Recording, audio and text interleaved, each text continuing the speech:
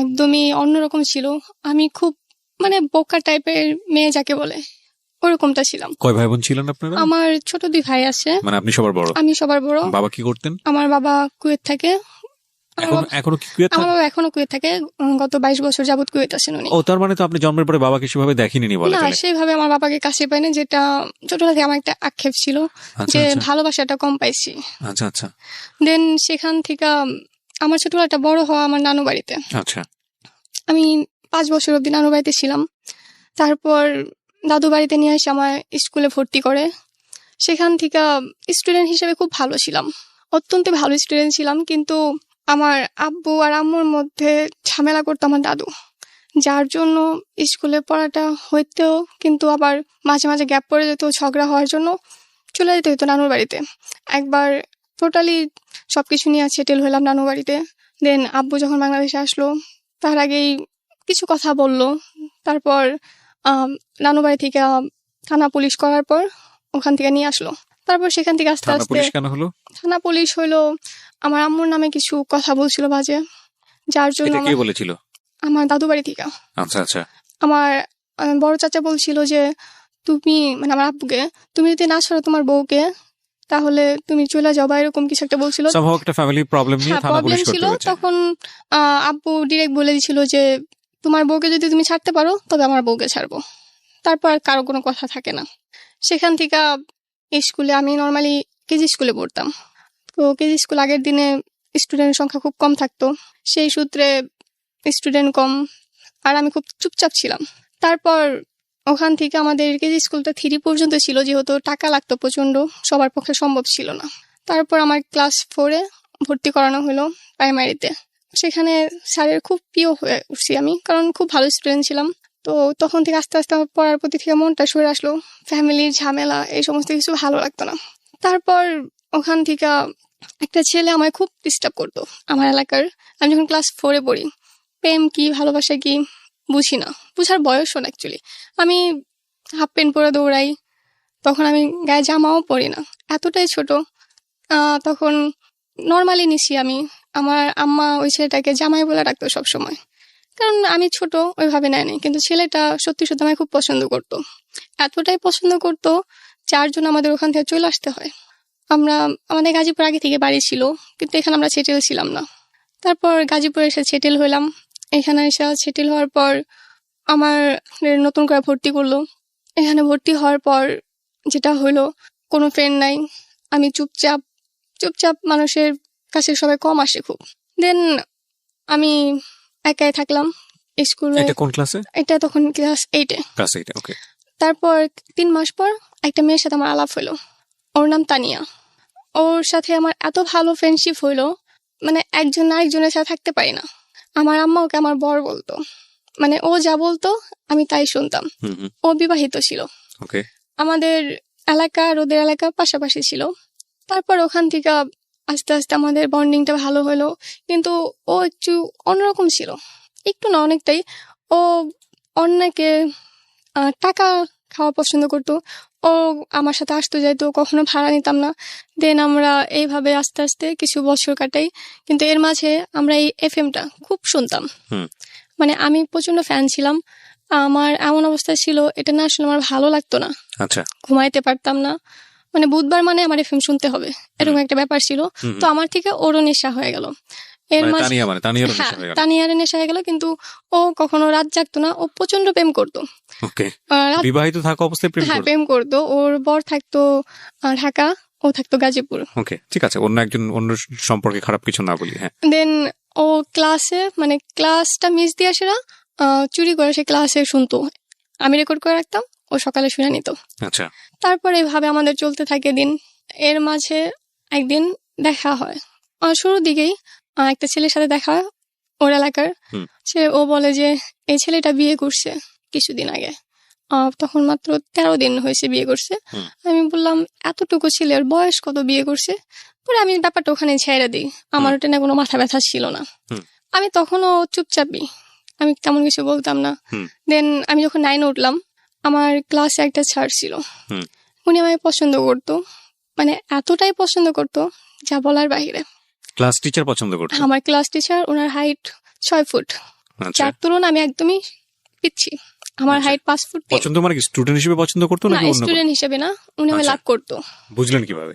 আমি কখনো বুঝতে পারি নাই। ক্লাস করাইতো, উনি ক্লাসে সপ্তাহে একদিন হয়তো ক্লাস করাইতো, বাকি 5 দিন শুধু প্রেমের গল্প, আদার্স কিছু এরকম। ক্লাসের সবার মধ্যে? সবার মধ্যে কি আমাদের স্কুল রে বাবা এটা?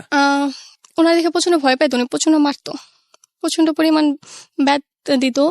আমাদের বিজ্ঞান ক্লাস নিত, হ্যাঁ, যেখানে বিজ্ঞানে ওপেনলি কথা বলতে হয়। হ্যাঁ, হ্যাঁ। আমি কমার্সের স্টুডেন্ট, কিন্তু আমি কখনো ওসব নিয়ে মাথা ঘামাইনি। তারপর যখন ক্লাস 10-এ উঠলাম, হুম। উনি আমায় একদিন ডাকলো ক্লাস ছুটির পর, স্কুল ছুটির পর ক্লাসে গেলাম। দেন বললো যে না কিছু না, তুমি চলে যাও।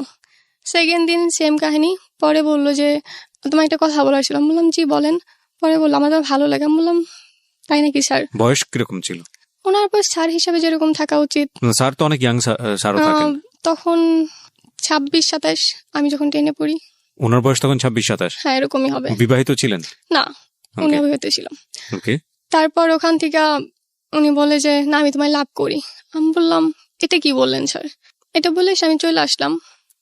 উনি আবার আমাদের স্কুল অ্যান্ড কলেজ, হুম। উনি কলেজের মধ্যে খুব তেরা ছিল, মানে এতটাই তেরা, কখনো স্কুলে যে ফর্মালিটি গুলো ছিল হুম। কখনো পালন করতো না। দেন সেখান থেকে 1 সপ্তাহ পর উনি স্কুলটা ছেড়ে দিল, জবটা। হুম। তারপর আমার বাসায় বিয়ের প্রস্তাব গেল। আমার বাসায় অলওয়েজ বিয়ের প্রস্তাব আসে। আমি যখন ক্লাস 8-এ পড়ি তখন থেকে আমার বাসায় বিয়ের প্রস্তাব আসে, তো আমি এটা নর্মালি নিছি। দেন আমি কিছুদিন পরে জানতে পারি যে ওটা আমার স্যার। ওকে ওকে। মানে আমি তখন শকড, মানে প্রচন্ড ভাবে। আমি বললাম যে এটা কিভাবে সম্ভব, যে স্যার কিভাবে একটা স্টুডেন্টের সাথে বিয়ে করব, আর আমার স্যার হয়, তাকে আমি কিভাবে আমার বর হিসেবে মাইনে নিব? এটা আমি কোনোভাবে অ্যাকসেপ্ট করতে পারি না। দেন ফার্স্টে আমার বাসা তেমন রেসপন্স করে না, কিন্তু কিছুদিন যাবার পর বাসা থেকে পুরা পাগল হয়ে গেল ওই ছেলের জন্য। এত শিক্ষিত একটা ছেলে, তখন বিসিএস এ এক্সাম দিবে, এখনো দেয় নাই। তারপর আমি তো না, আমার আব্বু তো আমার সাপোর্টে আছে, কিন্তু সাপোর্টে বেশি দিন থাকলো না। হঠাৎ করে আমার আব্বু চেঞ্জ, তাও তখনও ছিল না। তো আমার নানা তখন অসুস্থ, আমাদের বাড়িতেই ছিল। তো আমার নানার খুব ইচ্ছা ছিল যে আমার বিয়েটা দেখে যাব। সেই তুলনায় আমার বয়স খুবই কম, বিয়ের বয়স। হ্যাঁ, এর ভিতরে আম্মা আমার সাথে যাতা ব্যবহার করা শুরু করলো। আম্মা একটানা 3 দিন না খেয়ে থাকলো, যাতে করে ছেলেটাকে আপনি বিয়ে করেন। হ্যাঁ। পরে আমি তাতেও কিছু বললাম না। দেন আম্মা আমাকে একটা শর্ত দিল যে যখন বিয়ের সময় হইব তখন আমাকে গাজীপুর থেকে অনেক দূরে কোথাও পাঠিয়ে দিব, আপাতত যেন আমি রাজি হই। তখন আমি বললাম যদি আমার সরাই দেওয়া হয় তাহলে আমি রাজি হতে, সমস্যা নেই, আপাতত আমি এখানে থেকে এক্সাম দিই। উনি এই জন্য বললো এখন থাকলে বড় ডিস্টার্ব করবো, আর এখন আমি অন্য কোনো স্কুল অ্যাডমিশন নিতেও পারবো না। তো সেক্ষেত্রে আমি ওইটা মাইনা নিলাম। দেন ওখান থেকে আয়সা, মানে ওর বাড়ির লোক, স্যারের বাড়ির লোক আয়সা আমার আংটি পরাইলো। আচ্ছা। আংটি পরানোর পর আমার স্কুলের কিছু ফ্রেন্ড ছিল, তানিয়া তো মাস্ট বি ওখানে ছিল, আরো 2টা ফ্রেন্ড ছিল। আমি সেদিন জানতাম না যে আমার সাথে কি হতে যাইতেছে। তো তানিয়া আগ বাড়ায় বললো যে আজকে ওর বিয়ে। তো তানিয়া যা বলে আমি তাই করি, আমি ওখানে কখনো নাক গলাই না। তো যাই হোক, সেখান থেকে আংটি পরানোর পার্ট শেষ হলো। হ্যাঁ, তারপর বিয়ের দিন ঠিক করবে, তারা খুব তাড়াহুড়ায় আছে। এখন আমি তো আর রাজি হইতেছি না, কারণ আম্মা আমার একটা শর্ত দিছে যেটা আমি জানতামই না। তো তার মধ্যে আমার বার্থডে হলাম 17 তারিখে। আচ্ছা। তো আমার বার্থডের দিন আমার এক্সাম ছিল। আমি সেদিন দুপুর 12টার দিকে চলে আসি বাসায়, যেহেতু সকালে এক্সাম ছিল।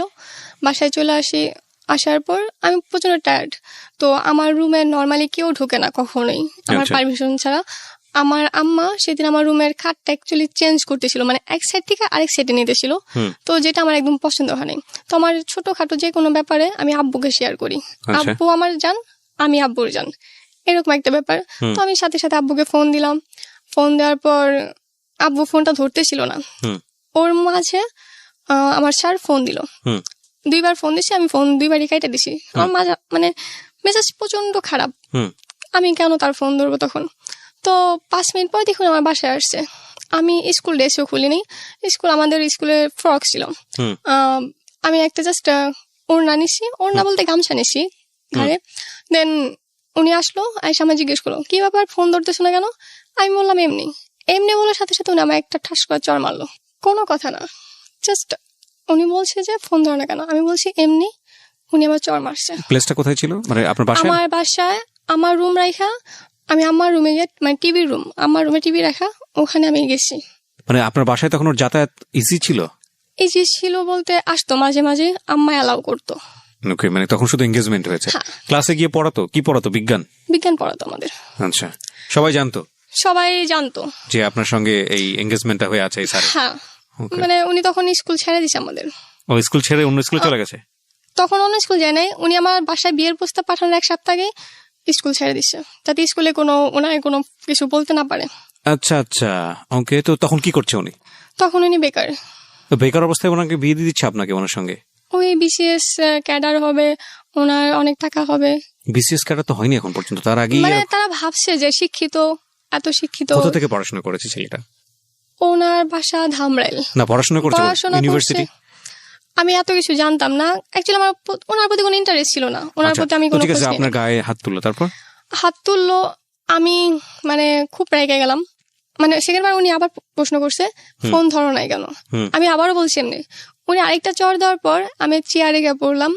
চেয়ারটা আমাদের ছিল 15 বছর আগের, সেই চেয়ারটার সাথে সাথে ভেঙে গেল এত জোরে। মানে একজন টিচারের হাতেও তো যথেষ্ট শক্তি থাকে না, সব টিচারের হাতে যে শক্তি থাকে বিষয়টা এরকম না, মানে কিছু কিছু থাকে। উনি তো আগে বলছে উনি প্রচন্ড মারতো, ওনার দেখা প্রচন্ড ভয় পাইতো সব স্যাররা, মানে স্টুডেন্টরা প্লাস স্যাররা ওনারা অ্যাভয়েড করতো। আচ্ছা, এরকম একটা ব্যাপার ছিল। তারপর উনি আমার আস্তে আস্তে মানে টোটাল 4টা চড় মারলো, মানে সময় যেহেতু ফার্স্ট 2টা মারার পর আম্মা আসলো, আম্মা আর আমার আঙ্কেল আসলো। আমার আম্মা এসে মানে আমার বাসায় এসে আমার গায়ে হাত তুলছে। আম্মা সেটা না তর্ক না করে জানালা দরজা বন্ধ করে সে আমাকে যাতা বলা শুরু করলো। মানে ওই ছেলের প্রতি এতটাই মুগ্ধ। Very strange. আমি, আপনার বাবা তখন কোথায়? আমার বাবা বাহিরে, দেশের বাইরে। এই বিষয়টা জানতো যে পুরো বিষয়টা? উনি তখনও জানতো না। না, মানে আপনার এঙ্গেজমেন্ট হয়ে গেছে, বাড়িতে আসতেছে, ওটা উনি জানতো, কিন্তু জানতো আমার মতে, কিন্তু ভিতরে কি হয়েছে সেগুলা কিছুই জানতো না। সেটা আমিও জানছি পরে আব্বুর কাছে। ওকে, যাই হোক, তারপর স্টেপ বাই স্টেপ। তারপর ওখানে থেকে আমি আর কিচ্ছু বললাম না, আমার চোখে একটু জল ছিল না, আমি কান্নাটা ভুলে গেছিলাম। এতটা খারাপ লাগছে আমার যে আমার মা আমাকে সাপোর্ট না করে বাহির একটা ছেলেকে সাপোর্ট করতেছে। বিকজ আপনার বয়সটাও তো ওই সময়টাতে একেবারেই অল্প, ক্লাস 10 এ পড়ছেন মাত্র। হ্যাঁ। তারপর ওখান থেকে আমি বেরোয় গুসুলে গেলাম।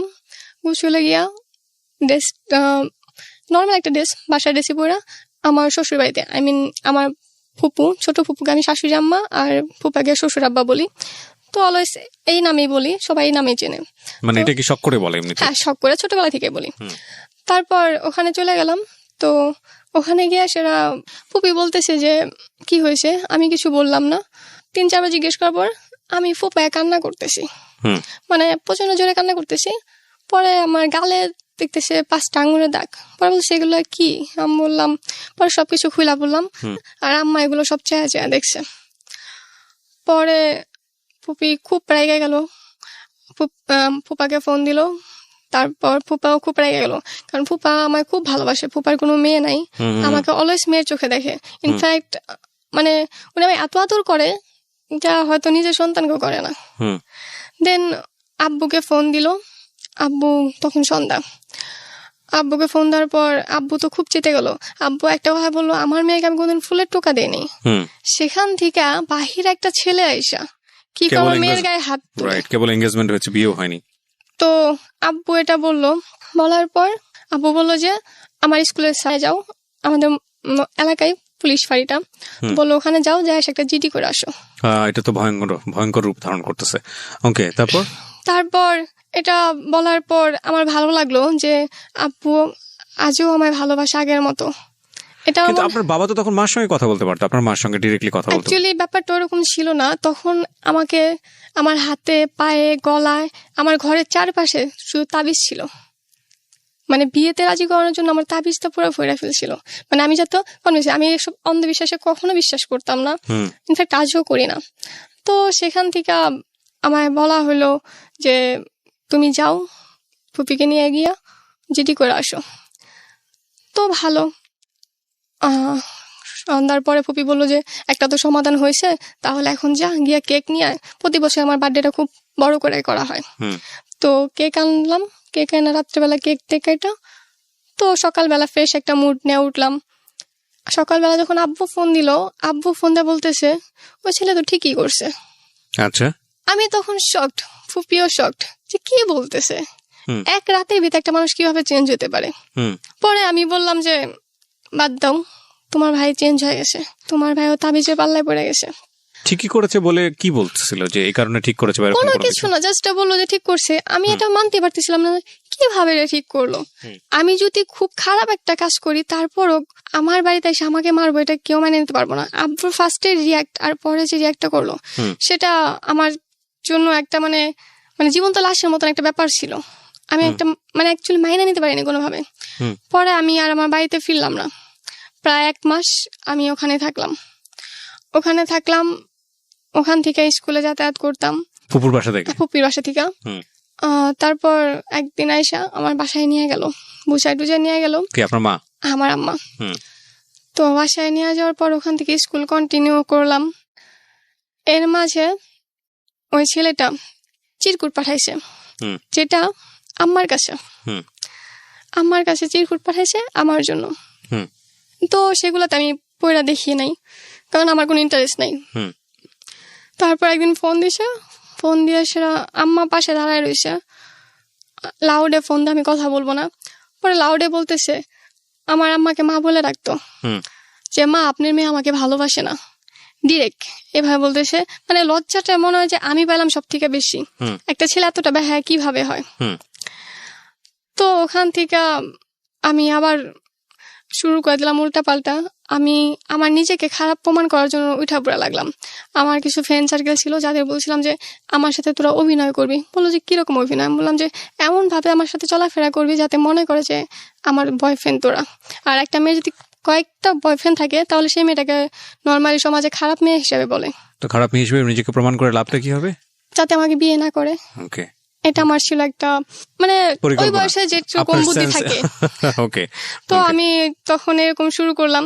তো তখন কমপ্লেন আসা শুরু করলো। আব্বু মানে একটা পয়েন্ট পেয়ে গেল যে তুমি তো খারাপ, তুমি এতগুলা ছেলের সাথে ঘোরাফেরা করো, কথা বলো, তাহলে তো খারাপ তো তুমি। আমি বললাম যে হ্যাঁ আমি তো খারাপ, মানে আমি একদম কোনো আপত্তি না। হ্যাঁ আপোষে বললাম যে হ্যাঁ আমি খারাপ, তাহলে একটা খারাপ মেয়েকে বিয়ে করার জন্য ওই ছেলেটা কেন পাগল হয়েছে, ছেড়ে দিলে তো পারে। তারপরও নাছর বান্দা ছাড়বো না, এর ভিতরে ঝামেলা আরো বাড়তে শুরু করলো। দেন এমন সময় আমার টেস্ট পরীক্ষা শুরু হইব। তখন টেস্ট পরীক্ষা দিলাম, দেওয়ার পরে আমার ঘরে আমারে বন্দি করে দিল। কিরকম?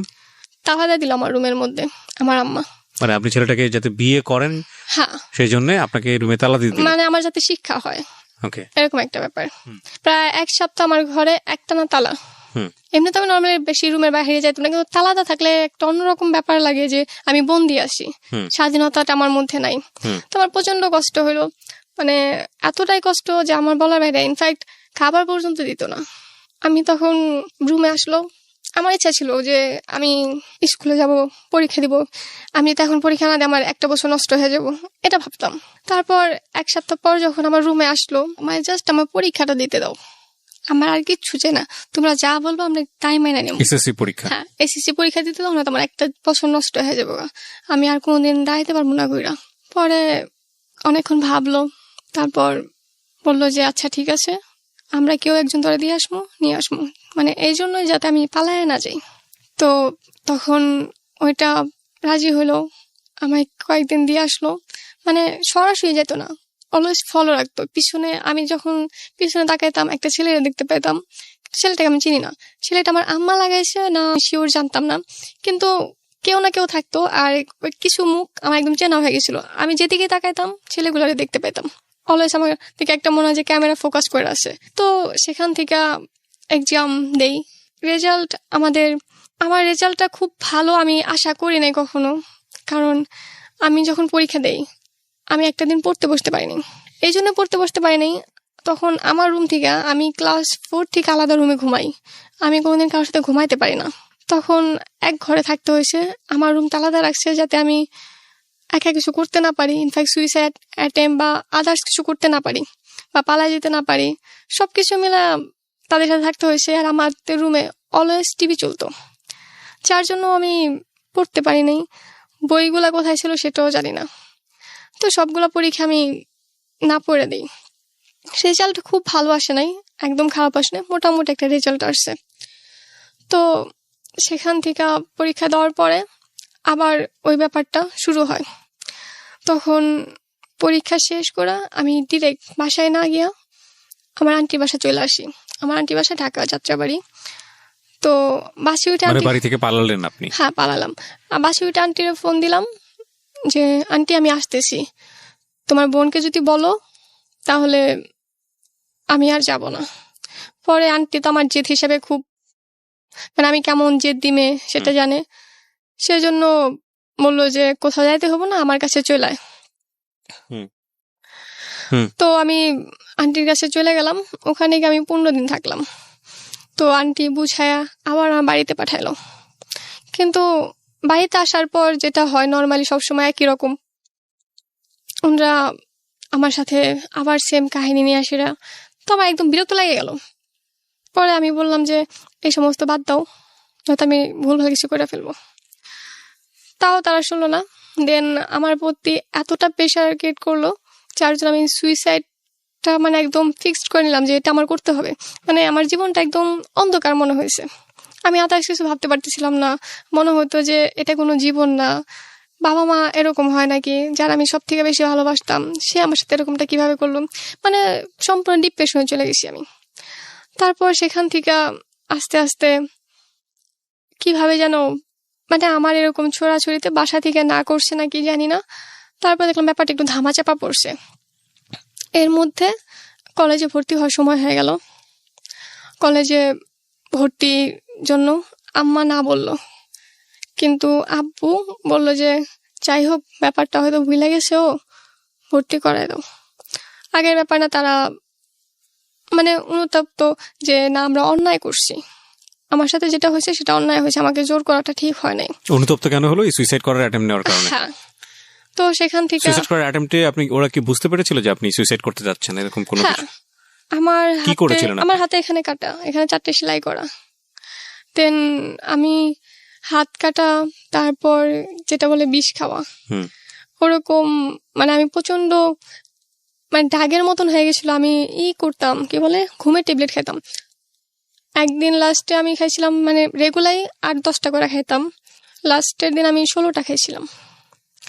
তখন মানে আস্তে আস্তে আমার ব্যাপারটা খুব বাজে হয়ে গেছিল। মানে এতটা খারাপ অবস্থা দেখা মা বাবা তো হাজার হোক হয়তো একটা অন্য কিছুর ভিতরে চলে গেছিল, কোন একটা লোভে বা যাই হোক, শিক্ষিত ছেলে শেষ পর্যন্ত ওখান থেকে ফিরে আসছে যে না ঠিক আছে বিয়ে না করলেও চলবে। হ্যাঁ। ওকে। দেন কলেজে ভর্তি করানোর পারমিশনটা আব্বু নিজে থেকে দিল। কলেজে ভর্তি হলাম, গাজীপুরেই হলাম। ওখান থেকে আমি তখন মাত্র একটা খারাপ সময় থেকে বের হয়েছি, এমনি তো চুপচাপ।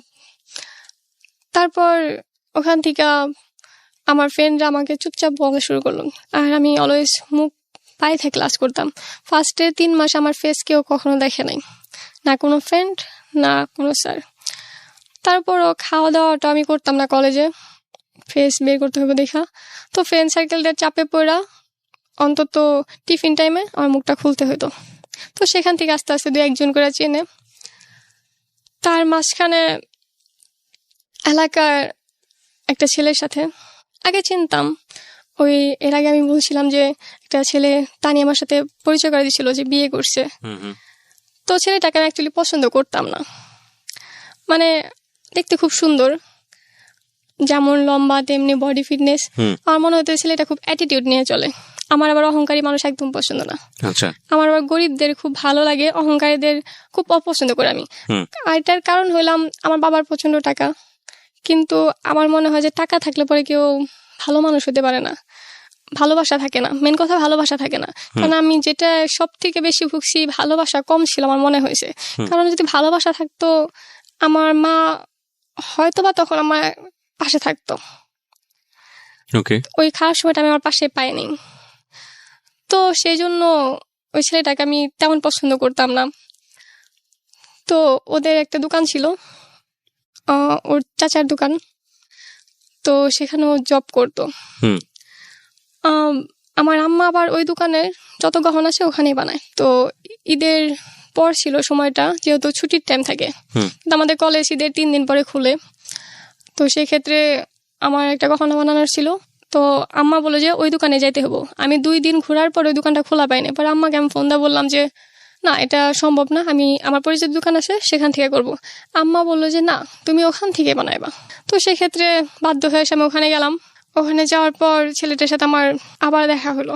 দেখা হওয়ার পর হাই হ্যালো যেটা হয় নর্মালি। ওই ছেলেটা গহনার দোকানে কি করতো? তখন ওই দোকানে জব করে। ওকে। মানে ওর চাচার দোকানেও জব করে। আমি অর্ডার দিয়ে আসলাম। পরে দোকানের রুলস যেটা, নাম্বার দিতে হয়, হয়ে গেলে পরে ফোন দিব। তো আমার ফোনে একটা সিস্টেম ছিল যেটা, আমার ফোনে যে কটা নাম্বার সেভ করা শুধু ওখান থেকে কল আসবে, তার বাইরে কোনো নাম্বারে কল আসবে না। তো ছেলেটাকে আমি বলছি যে ভাইয়া আপনার নাম্বারটা দেন, আর সেভ না করলে আমার ফোনে কল আসবে না। তো উনি একটু অন্যরকম ভাবে নিছে, একটা মেয়ে আমার নাম্বার চাইছে, মানে ব্যাপারটা একটু অন্যভাবে নিয়ে নিছে। পরে উনি অন্য নাম্বার থেকেও ট্রাই করছে যে আসলে সত্যি বললো না মিথ্যা। তো ট্রাই করে দেখে যে না, আমি সত্যি বলছি। তারপর নেক্সট টাইমে যখন আনতে গেলাম, তখন উনি আমার ফেসবুক নাম্বারটা, মানে অ্যাকাউন্টটা রেখে দিল। ফেসবুকে আমাদের আস্তে আস্তে ফ্রেন্ডশিপ হয়। যে ছেলেটাকে আমি সবসময় ফেসবুক অ্যাকাউন্ট আপনি কেন দিলেন? আপনি এতটা কনজারভেটিভ ভাবে চলেন। আমি পছন্দ করতাম না, তারপরও কেন জানি না হঠাৎ করে তার জন্য আমার একটা অন্যরকম ফিল আসলো। ওকে। তো ফেসবুক অ্যাকাউন্ট যাওয়ার পর দিয়ে দিলাম। আস্তে আস্তে হাই হ্যালো থেকে খুব ভালো ফ্রেন্ডশিপ হলো। তারপর ফোন নাম্বার নিল। একদিন বলল যে আমি তোমাদের কলেজের ওখানে যাব, আমাকে কি নিয়ে যাবা? বললাম কেন, আপনি চেনেন না?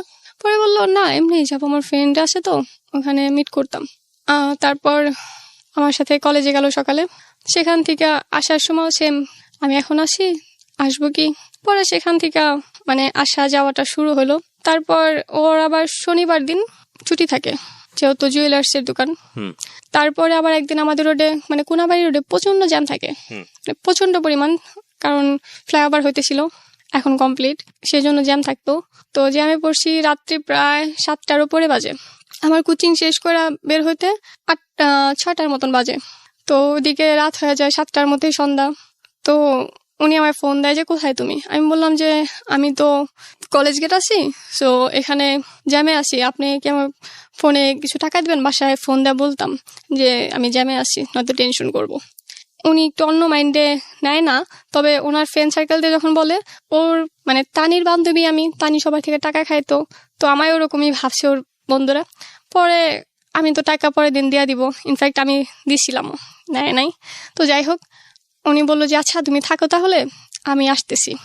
তো আমি কলেজ গেট নেমে গেলাম। নেমে যাওয়ার পরে আমি কিছুক্ষণ দাঁড়ায় রইলাম। তারপর দেখি 2টা রিক্সা নিয়ে আসছে। তো রাত্রিবেলা একটা ছেলে একটা মেয়ে নিতে আসছে। কেন জানি না ওই ছেলেটার প্রতি আমার বিশ্বাস জাগলো। আসলো, রিক্সায় বসছি, মানে কারো গায়ে কারোর সাথে একটু ছোঁয়া লাগে নাই, এতটা আমাদের দূরত্ব ছিল এক রিক্সা থাকা সত্ত্বেও। তো আমার সেখান থেকে আরো ভালো লাগলো যে এই যুগে এত ভদ্র ছেলে পাওয়া যায়। তারপর সেখান থেকে আমাদের বন্ধুত্বটা আরো ঘনিষ্ঠ হয়। তারপর আমার মাথায় আসলো যে তানি একদিন বলছিল যে ছেলেটার বিয়ে হয়েছে। তো আমি জিজ্ঞেস করলাম যে আচ্ছা, তানি বলছিল যে আপনার বিয়ে হয়েছে, এটা কি সত্যি?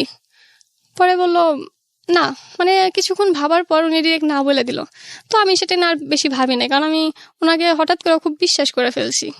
আর উনি এটাও সাথে বললো যে তুমি কখনো তানির সাথে কন্ট্যাক্ট করো না, কন্ট্যাক্ট করলো আমার ব্যাপারে জিজ্ঞেস করো না। পরে আমি মানে আর জিজ্ঞেস করি না ওনার ব্যাপারে। তারপর আস্তে আস্তে আমাদের ভিতরে একটা ভালো লাগা তৈরি হয়। যখন ভালো লাগাটা, মানে আমি ওনার প্রতি, ওনার ব্যবহার সবকিছুতে আমি একদম ফিদা।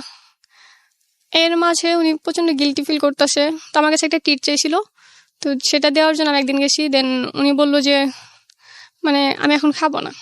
পর আমি জোর করার পরে উনি গেল, কিন্তু আমরা দই নিয়েছিলাম 2টা, কিন্তু দইটা একদমই খাইলো না। পরে আমি চলে আসলাম।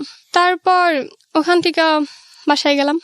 বাসায় যাওয়ার পর রাতে ফোন দিল, বললো যে তুমি আমার একটা প্রশ্ন করছিলা, আমি তোমার মিথ্যা কথা বলছি। আমি বললাম কি মিথ্যা বলছেন? পরে বললো যে আসলে আমার বিয়ে হয়েছে। আমি তখন মানে আকাশ থেকে পড়লাম এরকম একটা ব্যাপার, কারণ তখন আমি অলরেডি ওনার প্রতি অনেকটাই ফিদা হয়ে আছি। আপনি তখন কলেজে পড়েন? আমি তখন কলেজে ফার্স্ট ইয়ারে। পড়াশোনা করতো না? না, ও পড়াশোনা করতো না বলতে ওর বাসা থেকে ছাড়াই দিচ্ছে। ও একটা গোল্ডের দোকানে কাজ করতো কর্মচারী হিসেবে? হ্যাঁ। আচ্ছা, স্ট্যাটাসটা বোঝার জন্য বলছি। হ্যাঁ। দেন ওখান থেকে আমি বললাম যে যাই হোক বাদ দেন এসব, আমরা তো বন্ধুর মতন থাকি। পরে বন্ধুত্ব থাকাকালীন ও আমায় বলে যে না, যেহেতু তোমার বন্ধু, আমার লাইফে সব ঘটনা তোমার জানা উচিত। পরে আমি জিজ্ঞেস করলাম আচ্ছা কি? পরে বললো দেখো আমার মাথায় সমস্যা ছিল, মানে ওর বাসা থেকে এতটাই প্রেশার দিত ওরে, মানে ও খুব ভালো স্টুডেন্ট, মানে এতটাই ভালো, ক্লাসের টপার ছিল। টপার ছিল তো ওর বাসা থেকে অলওয়েজ ফোর্স করতো যে পড়ালেখা ছাইড়া দেয়। ইনফ্যাক্ট 2 বার পড়ালেখা ছাড়াইছেও। আচ্ছা। কিন্তু ও পড়ালেখা কখনোই ছাড়তে চাইতো না, যেহেতু একজন স্কুলের টপার ক্লাসের, সো সে কখনো ছাড়তে চায় না পড়ালেখা। তারপর ওর বাবা জুয়া খেলতো, তাস খেলতো, তো হাইরা যেত। ওর মা গার্মেন্টসে কাজ করতো, কিন্তু ওর মা যখন টাকা দিতে চাইতো না, ওর বাবা ওর মারে মারধর করতো, মারধর করে টাকা নিত, নিয়ে তবুও জুয়া খেলতো। ছেলে মেয়ের পড়ালেখা, ভবিষ্যৎ, এই সমস্ত নিয়ে কিচ্ছু ভাবে নাই কখনো। ওনার শুধু একটা নেশা ছিল, নেশায় গেলে যেটা হয় নর্মালি। তারপর সেখান থেকে ওর পড়ালেখা চাপ ছাড়তে হইব, এইগুলা ভাবতে ভাবতে ওর মাথা খারাপ হয়ে যায়, মানে পুরোপুরি পাগল হয়ে যায়। তো পাগল হওয়ার পরে যখন ঠিক হয়, প্রায় কিছু মাস লাগে সময়, ঠিক হওয়ার পরে ওর বাবা যৌতুক নিয়ে ওরে বিয়ে করায়। ওকে ওকে, মানে শুধুমাত্র যৌতুকের জন্য। ও তখন মাত্র ক্লাস 10-এ উঠছে। Very strange. ওকে, তারপর মানে একটা বাচ্চা ছেলে তাকে বিয়ে করায়। আর ওর যখন বিয়ে করায় মাত্র ঠিক হয়েছে, আর একটা যখন বাচ্চা জন্ম নেয় তখন কিন্তু সে কিচ্ছু বুঝে না, সেরকম একটা ব্যাপার থেকে বের হইতে সময় লাগে, সেই সময়টা তাকে দেওয়া হয় না। ওর যখন যা বলা হয়তো ও তাই করতো। তো সেখান থেকে ওরে 2 লাখ টাকা যৌতুক নেয়া বিয়ে করায়, কিন্তু 2 লাখ টাকা দেওয়ার কথা ছিল, কিন্তু দেয় মাত্র 1 লাখ টাকা। আর ওদের বাড়ি থেকে গয়না দেয়। ও এগুলো না কোনো মাথা ব্যথা ছিল না। তারপর সোহানের বউ বাসুর ঘরে ওরা যখন রেখে আসে, আর ও তো সোহান তো বাচ্চা, কারণ ক্লাস 10-এ পড়ে। আমার বেলা তাই মনে হয়েছে, আমি একটা বাচ্চা মেয়ে। সো সেম যদি আমার এসে হয় তাহলে তাই মনে হবে।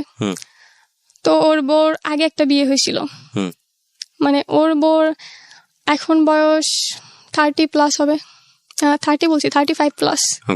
এখনই শুধুমাত্র যৌতুকের কারণে এই বিয়েটা হয়েছে। হ্যাঁ, যৌতুকের কারণে বিয়ে হয়েছে। আমি ইন ডিটেইল যাচ্ছি না। তারপর কি হলো?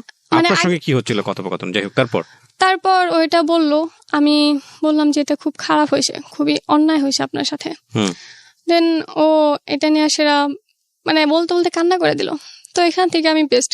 তারপর ও যে কথাটা বললো, যে কারণে আমি একদমই বেস্ট হলাম, যে আমি আমার লাইফে এমন কাউকে চাই যার মানে সে সবকিছু জানা সত্ত্বেও আমার পাশে এসে দাঁড়াইবো। আর এখন যে আছে তাকে আমি কোনোদিনই আমার মন থেকে মাইনে নিইনি। ইনফ্যাক্ট আমি নিতে পারবো না, কারণ আমার থেকে বয়সে না হলো 10 বছরে বড় হবে। আর যার আগে একটা বিয়ে হয়েছিল তাকে আমি কিভাবে আমার বউ বলে মাইনে নিব? সো সে মাইনে নিতে পারে না। তারপর ওখান থেকে আমি বললাম যে আচ্ছা, আপনার অতীতে যা হওয়ার হয়েছে বাদ দেন, আমরা তো খুব ভালো বন্ধু, আমাদের যাই হোক, আমরা এইসব বাদ দিয়ে সেটা আমরা বন্ধু, আগে যেরকম বন্ধুত্ব ছিল বন্ধুত্বটা নিয়ে থাকি।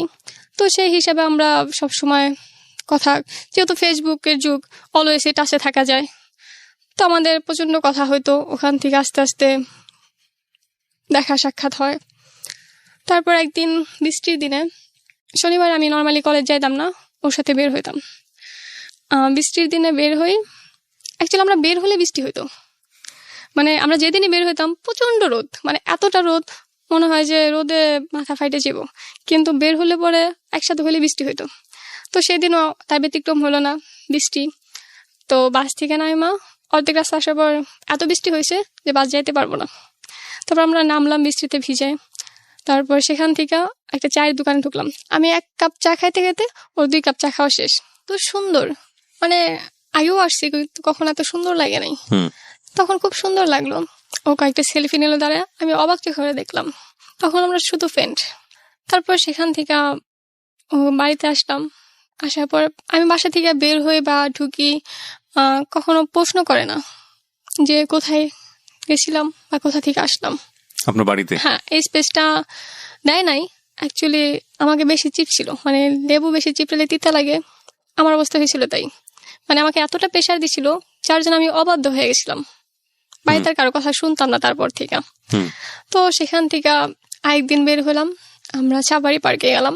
তো সেম কাহিনী, আমরা বের হলে বৃষ্টি হয়, সেদিনও বৃষ্টি। তো আমরা হলো সিএনজিতে আসতাম। তো সেদিন আমাদের আসতে প্রায় 2 থেকে 2.5 ঘন্টা সময় লাগে। ও 2.5 ঘন্টা পরেই শুধু ভাবলো, মানে কিছু একটা বলতে চাইতেছে কিন্তু বলতে পারতেছে না। তো সিএনজি থেকে নামার সময় আমার হাতটা নিয়ে একটা সফট কিস করা চলে গেল। সেই কিসটা আমার কাছে এত ভালো লাগলো, মানে একটা ছেলে আমার হাত ধরতে, একটা মেয়ের হাত ধরতে এতটা সময় নেয়, এটা আমি কখনো ভাবতে পারিনি।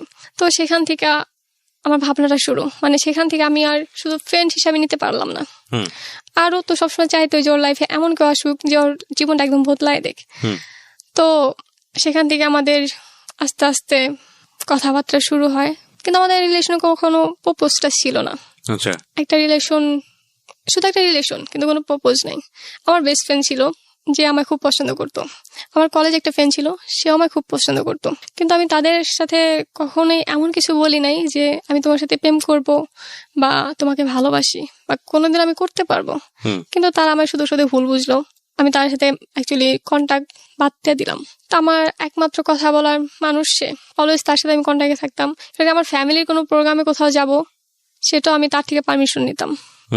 মানে আমাদের সম্পর্কটা এতই ভালো ছিল, আমাদের সম্পর্কের ভিতরে কোনো মিথ্যা ছিল না, যা ছিল সত্যি ছিল।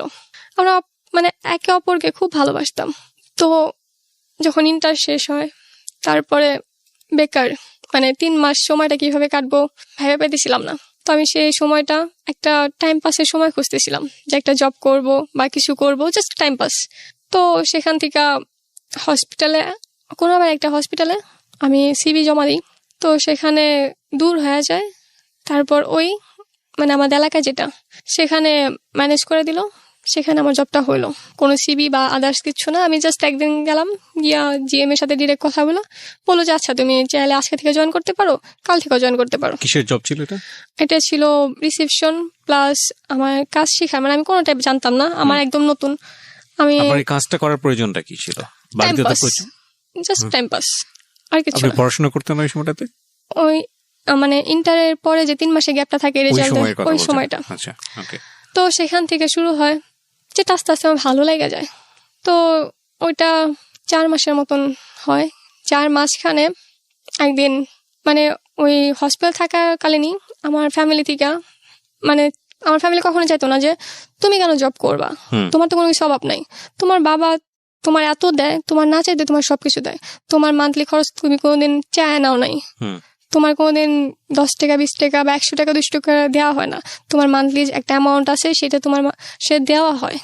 প্রত্যেক মাসে আমার একটা বেশ বড় একটা বাজেট থাকে, সেটা আমার দেওয়া হয়, তাহলে তোমার কেন এত জব করতে হবো? তো আমি তাদের বুঝাইতে পারতাম না, আর অ্যাকচুয়ালি তাদের বোঝানোর চেষ্টা করলাম, কারণ সেখান থেকে তাদের প্রতি আমার একটা ঘৃণা আসছিল, মানে আমার খারাপ সময়টা তার পাশে ছিল না। তো যাই হোক, তর্ক বিতর্ক, সেখান থেকে আমার বিয়ের জন্য প্রচন্ড ফোর্স করে। আবার তো একটা ছেলে সাউথ আফ্রিকা সেটেল, তার সাথে আমার বিয়েটা মোটামুটি ঠিক করে ফেলে, আবার সে আমায় নিয়ে যাবো। তা আমি আর কথা ছিল যে আমি এই দেশের মেয়ে, আমি কেন অন্য দেশে গিয়ে থাকবো। পরে বলো যে তুমি যে লেভেলের, তোমার বাবা মা হিসেবে আমরা চাবো যে তোমার আমাদের যে লেভেলটা আছে তার থেকেও ভালো লেভেলে দিতে, কিন্তু আমাদের থেকে নিচে কোনো লেভেলে দিতে পারি না। আমি বললাম যে সেই ছেলেটা হয়তো মান্থলি 5 লাখ টাকা বেতন থাকতে পারে, কিন্তু সেখানে সুখটা কি আছে? আমি এটা বলছি, কিন্তু তারা আমার কথা শুনে না, এতটাই ফোর্স করে, যার জন্য আমি ওরে বলতে বাধ্য হই যে আমরা বিয়ে করব। আমি ফার্স্টে প্রপোজটা করি, ও ভাবে যে আমার ঘরে একজন আসে, যেভাবেই হোক, আমার অমতে হোক বা যেমনি হোক আসে, তো ও ফার্স্টে কিছু বলে না। পরে আমি খুব রাগ করি, পরেও কিছুদিন ভাইবা বলে যে ঠিক আছে। পরে বলে যে আচ্ছা আমরা পরে করলে পারি না?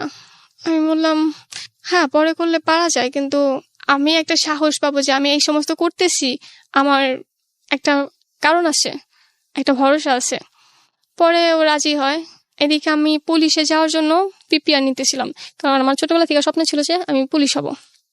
তো বাসা থেকেও দেখে কয়েক জায়গায়, তো ঘুষ লাগবো, সেটা আমার ফ্যামিলিতে কোনো ফ্যাক্ট না, বর্তমানে সব জবে ঘুষ লাগে। তো আমি চাইতাম যে ঘুষ ছাড়া জব নিতে। তো আমার একটা ফ্রেন্ড আছে যে পুলিশ, ও বাসা সিলেট, তো ওর মাধ্যমেই ও বলে যে আমার বাবা করতে পারবো সব। আমি বললাম যে আমি কিন্তু ঘুষ দেবো না, আমি পারবো কিন্তু আমি দেবো না। পরে বলে তোর কিচ্ছু লাগবো না, তুই শুধু আয়। পরে আমি সেই লক্ষ্যে ছিলাম।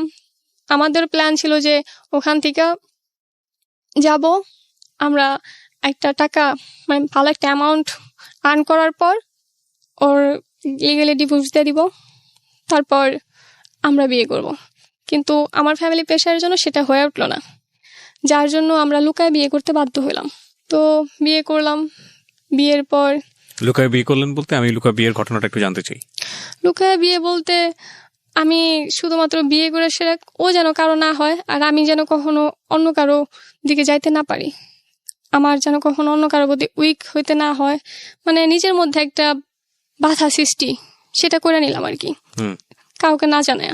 তো আমাদের প্রথম সপ্তাহে ফিক্সড ছিল, যেটা আমাদের হয় নাই। আমাদের যে সাক্ষী ছিল 2 জন, তারা আমার বাবার ভয় লুকায় যায়, মানে পালায় যায় ওখান থেকে, বলে যে না সমস্যা হবে যদি কিছু করে বসে আমার বাবা। আপনি যেই এফিডেভিটটা করেছেন কোর্টে গিয়ে বা যেই আপনার যে বিয়েটা, সেখানেও তো ওনার ফার্স্ট ওয়াইফের কথা লেখা নাই। না, সেখানেও লেখা নাই উল্লেখ, কারণ সে তো এখানে ছিল না। তখন তো সে তার ওয়াইফকে ডিভোর্স দেয়নি যখন আপনাকে সে দেয় নাই। হ্যাঁ, সেটাও দেয় নাই। এটা শুধুমাত্র এই জন্য করা হয়েছিল কারণ ও কখনোই পারমিশন দিব না, ওরা কখনোই ছাড়বো না। আবার এদিকে আমরা লিগেলি আমার ফ্যামিলিকে জানাই করতে চাইছি, কিন্তু এটা আপাতত করে রাখতে চাইছি যাতে নিজেদের ভিতরে একটা সাহস থাকে। সেই জন্য নিজেদের ভিতর সাহস বলতে আমি যেন বলতে পারি যে আমি কারো বউ।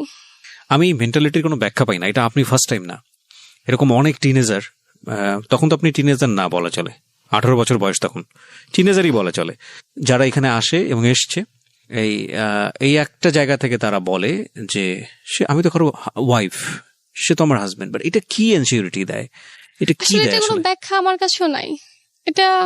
বাট এটা যে একটা কত বড় সিদ্ধান্ত, এটা কি জানেন? হ্যাঁ, এটা তখন যায় নাই, তবে এখন বুঝতে পারতেছি। আচ্ছা, গো ফার্স্ট, আমরা একটু সামনের দিকে আগাই।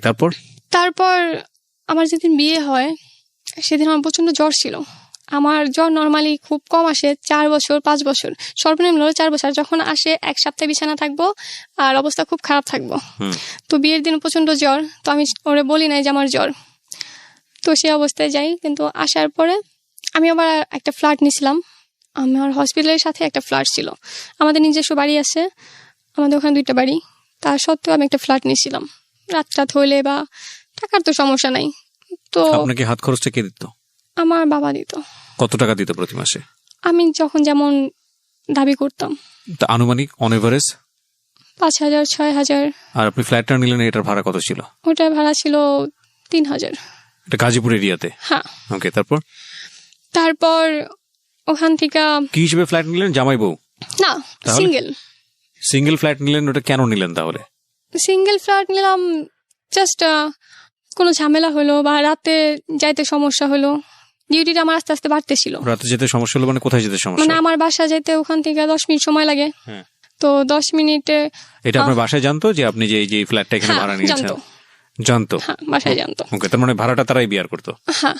তো সেখান থেকে আমি অসুস্থ হয়ে 1 সপ্তাহ পর উঠলাম, সেখানে বিয়ের 7 দিন কেটে গেল। বাকি 7 দিন ওইভাবেই গেল, মানে বিয়ে হয়েছে এরকমটা মনে হয় নাই, কারণ বিয়ের পরে 7 দিন দেখি না নিজের বরকে। তারপর আমি হসপিটাল তো ওই কদিন যাইতে পারি নাই। 15 দিনের মাথায়, মানে 16 তারিখ আমাদের বিয়ে হয়, 1 তারিখে 16 ডিসেম্বর ও প্রচন্ড বমি করতেছিল, প্রচন্ড পরিমাণ বমি।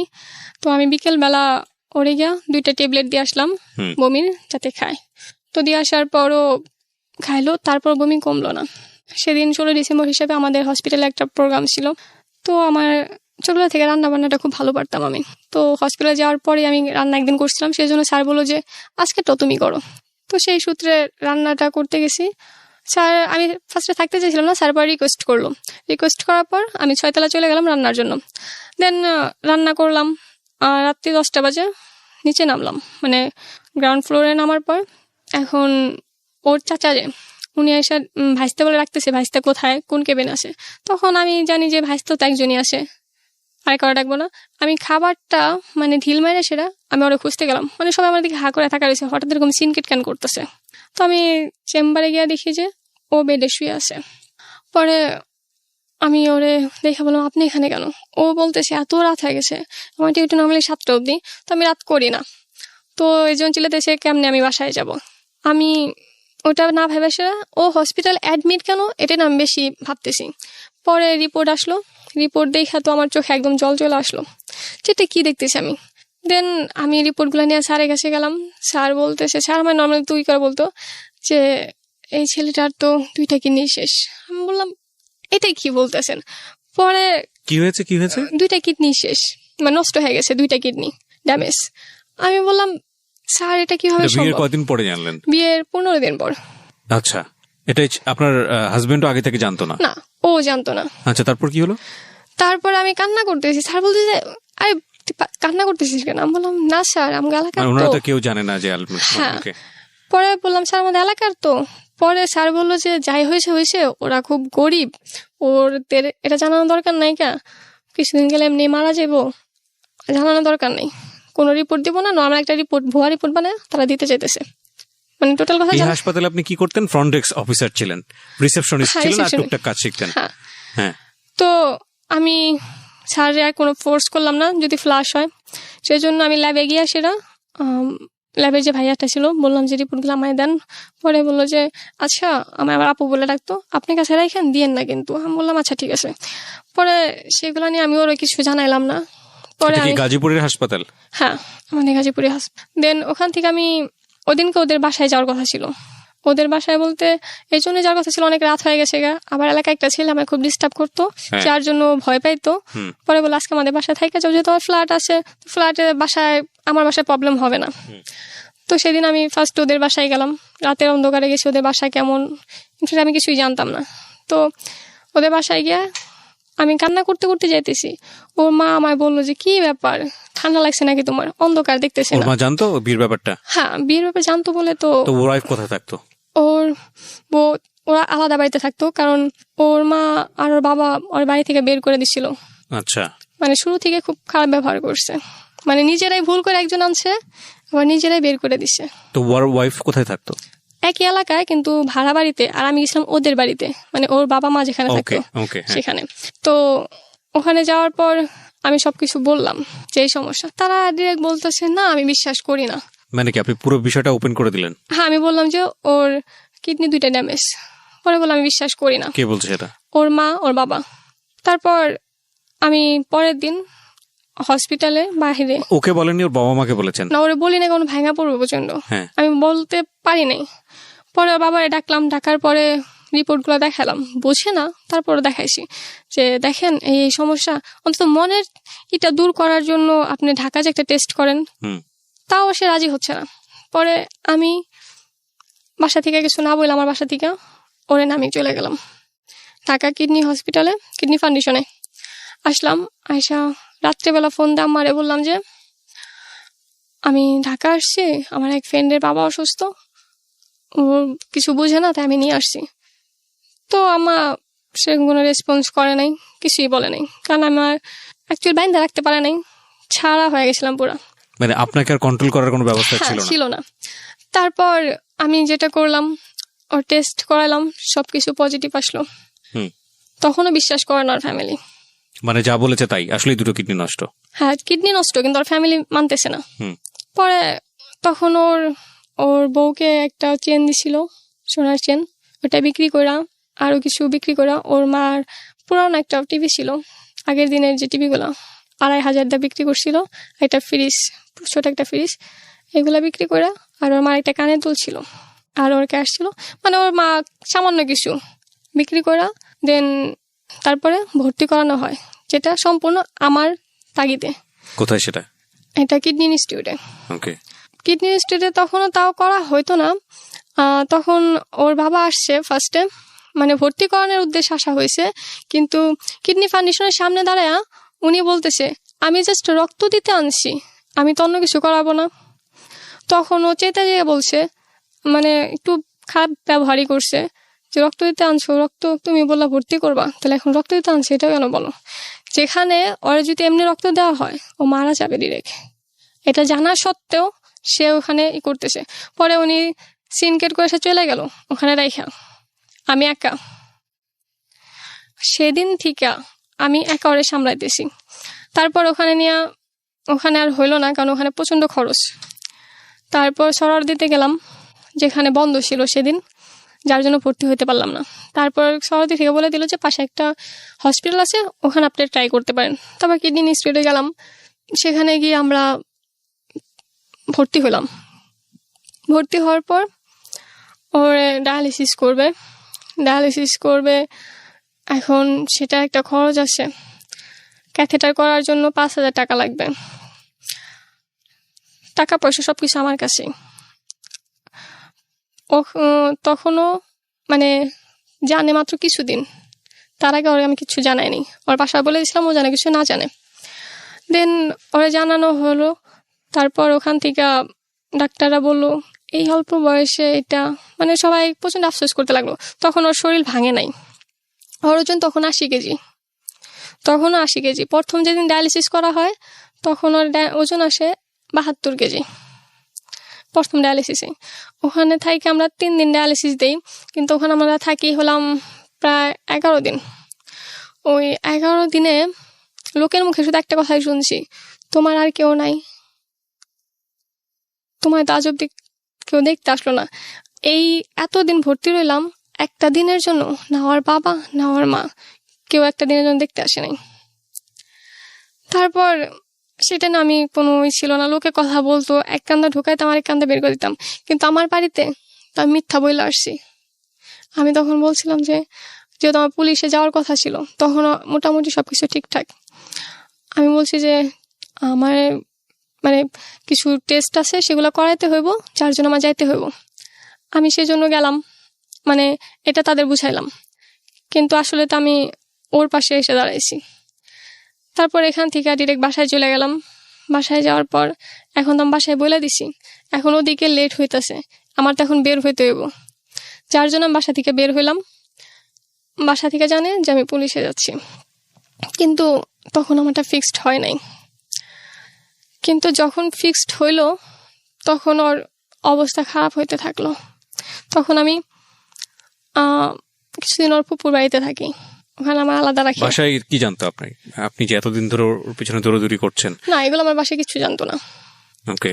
তো এর মাঝে যখন ও হসপিটালে ভর্তি থাকে তখন ওর বউ ওর নামে বিচার দেয়। আচ্ছা, কিসের বিচার? সমাজে ওরে 6 মাস ধরে খাইতে দেয় না, ওর উপর অত্যাচার করতেছে, এই সমস্ত বিচার দেয়। ও যে অসুস্থ এটা না তার কোনো মাথা ব্যথা নেই। না, ওই সময়টাতে কি মানে আপনার ব্যাপারটা জানতো? তাও জানতো না? আমার ব্যাপারটা জানতো না। ইনফ্যাক্ট যখন অসুস্থ থাকা হসপিটালে ভর্তি করার আগে একদিন বমি করছিল, বালতিতে বমি করছিল। সে বালতির অব্দি ফালায় না, 2 দিন অব্দি বালতি হয়েছিল। 2 দিন পরে ও নিজে বালতিটা ফালায়।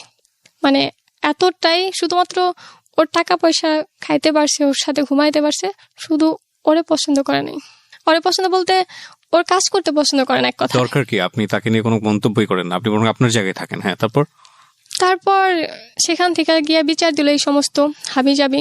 তারপর 2 বার বিচার করলো, মানে বিচার বসলো এলাকায়। সম্পূর্ণভাবে ওই মেয়ের মানে ওর বউয়ের সাপোর্ট করলো, কারণ তারা ওনারে ঘুষ দিছিল আর ইমোশনাল ভাবে কান্না করছিল। একটা মেয়ে কান্না করছে মানে অনেক কিছু মনে করছে তারা, কিন্তু একটা ছেলে যে অসুস্থ সেটা তারা আরো বেশি বিশ্বাস করে নাই। এই জন্য কারণ তখনও ওর শরীরটা ভাঙে নাই, তখনও ওর আর ক্যাথেটা যে করা হয়েছিল এগুলা বাসায় যাওয়ার আগে সবকিছু খুলে আসা যাওয়া হয়েছে, যার জন্য মনে হয়েছে যে কিছুই না। তারপর চেয়ারম্যান বলল যে ওর যেহেতু সমস্যা বিশ্বাস করে না, তাহলে ওর শ্বশুর বাড়ি হলাম টাঙ্গাইল নিয়ে এসে পরীক্ষা করো। তখন চেয়ারম্যানের মানে বলা উচিত ছিল যে টাঙ্গাইল কেন করবেন, ঢাকায় এত বড় বড় হসপিটালে করাইছে, বা তোমার যদি ডাউট থাকে তুমি সেখানে যা করাও, টাঙ্গাইল কেন করা হবে, টাঙ্গাইলে কি আছে। এটা উনি বলে নাই। এটা ওনার, যেটা আমার মনে হয়েছে, আমার না প্রত্যেকের মনে হবে, এই রেডিও যারা শুনতেছে তাদের প্রত্যেকের মনে হবে যে এটা তার বিচার হয় নাই। ঠিক আছে, বিচার টিচারের দরকার নেই, আপনি আপনার লাইফে থাকেন। তারপরে সেখানে থেকে উনি চলে গেল, অশান্তি করা শুরু করলো। তখনও জানে না, কারণ তখনও আমাদের ভিতরে যা করছে আমি দূরে থেকে করছি, মানে সামনাসামনি আমি কখনো আসিনি। তারপর পুলিশে যাওয়ার কথা, যেটা আমার ফাইনালি চলে আসলো, সময় হয়ে গেল, সবকিছু ঠিকঠাক হয়ে গেল, কিন্তু তখন ও আর রাজি হলো না, থাক চাইতে হইব না। আবার আমার যে ফ্রেন্ড নিতে চাইছে ও আবার আমায় পছন্দ করতো, যেটা ও ভয় পাইতো, ওর এত বড় একটা অসুখ, যদি আমি ওর ছেড়ে চলে যাই, সবকিছু মিলায় ও আমার যাইতে দিল না। তো আমিও ভাবলাম যে ওর পাশে হয়তো আমার খুব বেশি দরকার, তো আমি আমার লাইফটা নিয়ে এসে আমি একদমই ভাবলাম না। ওপরে আল্লাহ আছে, যা হইবার হইব। ও হসপিটালে ভর্তি ছিল, অয়নে গেলাম, তখন আমি আমার স্যালারিটাও নেইনি, স্যালারি নেওয়ার সময় ছিল, কিন্তু আমি সেটা না নিয়ে সেটা আমি ওর কথা শুধু ভাবছি, ওর কথা হয়ে ওর পাশে ছিলাম। তারপর সাবার আমরা বাসা নিই, সাবার বাসা নিলাম, আমার সাথেও কিছুদিন থাকলো। তারপর দেখতাম যে সারাক্ষণ রুমের ভিতর থাকে। আমার মনে হলো যে এভাবে থাকলে তো আরো বেশি অসুস্থ হয়ে যাব। তারপর ওখান থেকে আমি ওর বাসায় ফোন দিলাম যে ওরা আপনাদের কাছে রাখেন। তখনও আমার শ্বশুরবাড়ির সাথে আমার সম্পর্ক ভালো, কারণ দূরে ছিলাম, কোনো কিছু না, আমি নাক গলায় নেই, আমি জাস্ট প্রয়োজনের সময় পাশে ছিলাম, এইটুকুই। সেজন্য ভালো ছিল সম্পর্ক। তারপর আমরা আবার 2 মাস থাকলাম, মানে আমি একা ছিলাম, ও কিছুদিন ছিল মাত্র, ওখানে পাঠিয়ে দিই। আস্তে আস্তে ওর শরীরটা প্রচন্ড খারাপ হয়ে যায়। রোজার ঈদের আগে ওরে এতটা অবস্থা খারাপ হয়ে যায়, ওর ফ্রেন্ডরা কালেকশন করে টাকা, ওর ফ্যামিলি থেকে টাকা ভাঙার মতন কোনো অবস্থায় নেই, মানে তাদের অ্যাকচুয়ালি ইচ্ছা নেই। দেন ওর ফ্রেন্ডরা সবকিছু মিলে 35,000 টাকা দেয়, যেটাতে আমরা শুরু করতে যাই। ফার্স্টে টেস্ট করি, 24 তারিখে আমরা যাই। যাওয়ার পর ডাক্তার বলে যে ঈদের আগেই তোমরা কমপক্ষে 2টা ডায়ালিসিস নাও। তখন ঈদের মাত্র বাকি 4 দিন। তারপর তখন তো আমাদের পক্ষে নেওয়া সম্ভব না। কিন্তু ঢাকা যাওয়ার আগে যেটা হয়, আমরা যখন কোনাবাড়ি থেকে কাশিমপুরে আসতে থাকি, অটোতে ও হঠাৎ করে সেন্সলেস হয়ে যায়। আমার ঘাড়ে মাথাটা ছিল, হঠাৎ করে সেন্সলেস হয়ে যাওয়ার পর আমি যে একজন এই প্রফেশনে কিছু হলেও জানি, শিখছি, তা আমি চেক করব যে সেটা না করে সেটা আমি ভয় পেয়ে গেছি পুরা। তা একজন লোক এসে বলতেছে, প্রায় আমার চিৎকারে 50 জন লোক জড়ো হয়ে গেছে, একজন লোক এসে বলতেছে মারা গেছে, মানে দিয়ে ঘোষণা করে দিল যে মারা গেছে। ওটা শোনার পর তা আমি আর ঠিক নাই। দেন কিছুক্ষণ পর ও মাথা তুলছে, মাথাতে বলতেছে কি হয়েছে। তখন মনে হয় যে আমার আত্মার প্রাণ ফিরে আসলো। তারপর সেখান থেকে আমি খুব ভয়ে ভয়ে অরণ্যার হসপিটালে যাই, সেখান থেকে টেস্ট করে সাবার চলে যাই ডিরেক্ট। যেদিন যাই সেদিন বাসায় যাওয়ার পর সন্ধ্যার পরে আমার একটা ছোট হার্ট অ্যাটাক হয়। মানে আমি এতটা প্রেশার নিছিলাম যেটা আমি সহ্য করতে পারিনি। এক তো বয়স অল্প, দ্বিতীয়ত বয়স অনুযায়ী অনেক বেশি টেনশন নিয়ে ফেলছিলাম। তারপর ও প্রচন্ড ভয় পেয়ে যায়, ও কি করবো, নিজে একজন অসুস্থ রোগী, ও বুঝতেছিল না কি করা উচিত। যখন আমার সেন্স আসলো বা একটা ওষুধ দিতে হয় যেটা ও আমায় দিতে পারে নাই, ও অ্যাকচুয়ালি ভাবে না যে আমি ওখান থেকে ব্যাক করতে পারবো, কারণ ওই সিচুয়েশনটা দেখছিল। তারপর যাই হোক, আল্লাহর রহমতে সবকিছু ঠিক হয়েছে। তারপর ওখান থেকে ওর চিকিৎসা আবার শুরু হয়, নিয়ে আসা হয়, ওর চিকিৎসা শুরু করি। ফিস্টুলা করতে হবে। ফিস্টুলা করার জন্য আমাদের হসপিটাল থাকতে একজনের সাথে আলাপ হয়। উনি বলল যে তোমরা ঢাকা আসো, শুধু আমি সবকিছু করতেছি। তো যেহেতু পরিচিত, বিশ্বাস করলাম, ওনার মাধ্যমে ফিস্টুলাটা শুরু করি। ফিস্টুলা ক্যাথেটার 2টা একসাথে শুরু করি, কারণ ফিস্টুলা চালু হইতে 2.5 মাস সময় লাগে। কিন্তু কি বলে, ওইটা শুরু হয় না, আমাদের ওইটা ফিস্টুলাটা নষ্ট হয়ে যায়। একটা ফিস্টুলা নর্মালি অনজয় করলে পরে 15,000 টাকা রাখে, যেখানে আমাদের 8,000 রাখছে। কিন্তু একটা ইঞ্জেকশন 2 বেলা দিতে হয়, যেটা 700 করে পড়ে একটা ইঞ্জেকশন, যেটা প্রচন্ড ব্যয়বহুল, আমাদের পক্ষে সম্ভব না। তো সেখান থেকে ওই টাকায় হয় না, যে 35,000 টাকা দেয় ক্যাথেটার ফিস্টুলা করতে, প্রথমে 17,000 টাকা আমাদের চলে যায়। কিন্তু আমি কি করব তখন? তারপর ওর ব্লাড দিতে হইব। আমরা যখন ডায়ালিসিস শুরু করি, প্রথম ডায়ালিসিসের দিন ওর ব্লাড ছাড়া ডায়ালিসিস কোনোভাবে শুরু করবো না, হিমোগ্লোবিন তখন 3-এরও নিচে। আমি বলতেছি, ওনারা শুনতেছি না, ওরা বলতেছে আমরা রিস্ক নিতে পারবো না। পরে যখন আড়ালে গিয়ে বললো যে আপনার হাজবেন্ড এখন আমরা ডায়ালিসিস শুরু করি, ও মারা যেতে পারে, তখন আমি বুঝতেছিলাম না যে আমি কি বলবো। পরে আমাদের কাছে মাত্র একজন ডোনার, ওর গ্রুপ হয়েছে ও নেগেটিভ, যেটা খুব রেয়ার, আপনিও হয়তো জানেন, সারা দেশের মানুষই আশা করি জানে, কিন্তু এতটাই রেয়ার, পাওয়া যায় না, যায় না। তারপর আমাদের সাথে একজন ছিল, সেটা দিয়ে একমাত্র আমার পায়ে পড়া বাকি ছিল। বললাম যে দেখেন, না করলেও ক্ষতি হইব, করলেও ক্ষতি হইব, আবার ভালোও হইতে পারে। তবে আমি রিস্কটা নিয়ে সেটা করাইলাম। তবে যেখানে 4 ঘন্টা হয়, সেখানে আমরা ডায়ালিসিস দিলাম 2 ঘন্টা। ফার্স্ট ডায়ালিসিসটা করালাম, তারপরে একের পর এক 4টা ডায়ালিসিস, 4 ব্যাগ দেওয়া হলো। প্রথমবার 1 ব্যাগ নিলাম, তারপর থেকে 2 ব্যাগ করে নেওয়া হলো, লাস্টে 1 ব্যাগ নিলাম। তার মধ্যেই ফিস্টুলাটা নষ্ট হয়ে গেল। এখন কিভাবে টাকা ম্যানেজ হবে সেটা মাথায় নাইকা। তো যে রক্ত দিছিল তাদের কাছে আমি একজনে বলছিলাম যে বলছিল যে আপু আপনাদের কিভাবে হলো, এক এলাকার, কিন্তু আমরা কোনোদিন জানতে পারলাম না। পরে হিস্ট্রিটা বললাম যে এইভাবে এইভাবে শুরু, যদি পারো সাহায্য করো। পরে ওরা টোটাল ফার্স্টে আমাদের 32,000 টাকা দেয়। 32,000 দেওয়ার আগে আমি শুরুতেই মানে ওরা টাকা তোলা শুরু করছে, তার 2 দিন পর আমি 15,000 টাকা তুলে নিই ওদের থেকে। 15,000 টাকা দিল আমায়, আমি ওটা দিয়ে এসে পরবর্তীতে ফিস্টুলাটা করি। কিন্তু এটা নিয়ে এসে যে ঝামেলাটা হয় ফ্যামিলিতে, ফার্স্টে যখন ওর ফ্রেন্ড আমায় টাকা দেয় ওটা ওরা নিয়ে যায়, পরের দিন সকালে আমায় মাত্র 12 থেকে 15,000 টাকা দিতে চায়, যেটা আমি ডিরেক্ট না বলে দিই যে আমি এটা হবে না। সেখান থেকে তারা আমায় দেখতে পারে না। তারপরে যেটা হয়, আমি ম্যানেজ করার চেষ্টা করি সব কিছু। আস্তে আস্তে ওর অবস্থা খারাপ হইতে থাকে। ওর ডায়ালিসিস করাটা আমার জন্য খুব কষ্টের হয়ে যায়। যেটা ছিল সেটা দিয়ে সে ডায়ালিসিস আমি 2টা করে করাই, কিন্তু অ্যাট লাস্ট আমার কাছে আর কোনো টাকা ছিল না যে ডায়ালিসিস আমি করাবো। আমি কিভাবে করাবো? আমি যতটুকু পারছি আমার সম্ভব ছিল আমি ট্রাই করছি। তারপর এক সময় আসে আমার বাসায় জানাজানি হয়ে যায়।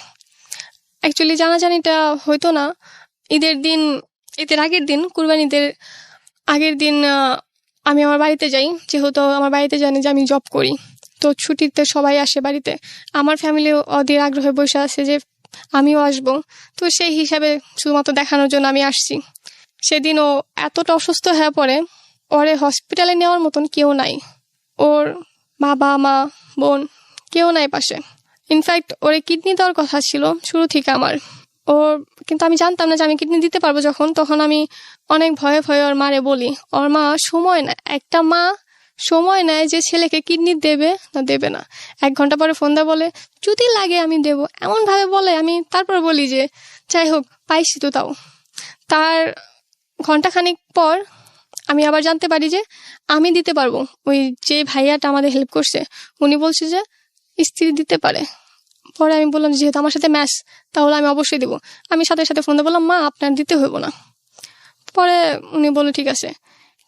এর জন্য বাড়ি বিক্রি করার উদ্যোগ নেয়, কিন্তু ওরা কোথায় থাকবো সেটা ভাইবা সেরা বাড়িটা আর বিক্রি করে না, যার জন্য ওর অপারেশনটা হয় না।